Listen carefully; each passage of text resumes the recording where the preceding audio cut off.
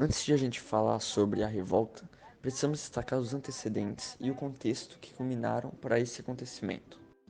Bem, na época o Rio de Janeiro ainda era a capital do Brasil e tinha a maior população do país, com mais de 800 mil habitantes.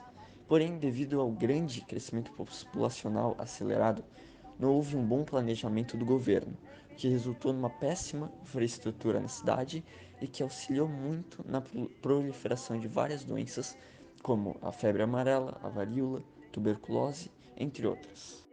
Pensando nisso, o então prefeito da época, Francisco Pereira Passos, decidiu realizar uma reforma no Rio de Janeiro. O objetivo dele era destruir todos os lugares que ele pensava serem inadequados e construir por cima dele vários prédios e casas de modelo europeu. A maioria desses lugares eram os cortiços. Para quem não sabe, cortiços eram pequenos casebres que viviam várias famílias de negros e ex-escravos. Eram essas casas bem precárias e que facilitavam muito na disseminação de várias doenças. A destruição desses lugares ficou conhecida como o Bota Abaixo. Então, com essa reforma, os negros que já não tinham muitas condições se viram obrigados a saírem das áreas urbanas e a irem para os morros, começando desse modo o processo de favelização, que deu origem às atuais favelas. Após a expulsão dos negros e a reforma, o Francisco Passos, junto com o sanitarista Oswaldo Cruz, realizaram uma campanha para combater as epidemias que estavam acontecendo no Rio de Janeiro. Basicamente, eles entravam nas casas e os cortiços restantes e obrigavam as pessoas a tomarem a vacina e interditavam as casas que eles imaginavam ser perigosas. Esse autoritarismo, somado com o fato de que a população não sabia direito o que era uma vacina, fez com que a classe baixa, como comerciantes, operários e ex-escravos, se revoltassem contra o governo, o que resultou na revolta da vacina. Bem, a insalubridade da cidade favorecida a proliferação de varíola, febre amarela, tuberculose e malária. Oswaldo Cruz foi o responsável por iniciar uma campanha para combater essas epidemias locais. Uma parte da população se revoltou por causa da obrigatoriedade da vacinação contra essas doenças e por causa que o governo expulsou moradores daquele local. Bem, os estudantes, comerciantes e operários eram as maiores camadas sociais consideradas como maiores vetores para a disseminação dessas doenças. A revolta causou muitos movimentos sociais. Os pobres e negros da época, eles eram negligenciados, à frente da necessidade de oferecer aos cidadãos de classes mais altas uma visão de capital nova. Isso porque a referência de civilidade das autoridades brasileiras era um modelo europeu e branco, e não pobre e negro.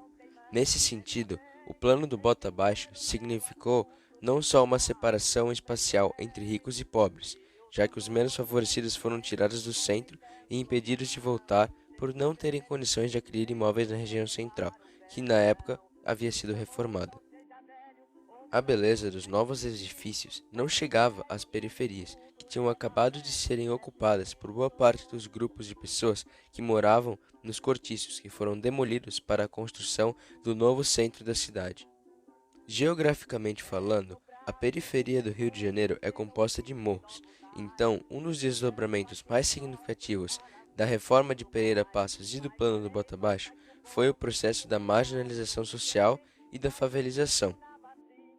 Desse modo, a segregação espacial foi um fato muito marcante no processo de urbanização do Rio de Janeiro, já que, no centro, permaneciam os brancos, ricos e descendentes de europeus, enquanto nas áreas mais periféricas da cidade viviam os negros e pobres, que haviam sido tirados do centro e jogados para essa parte da cidade.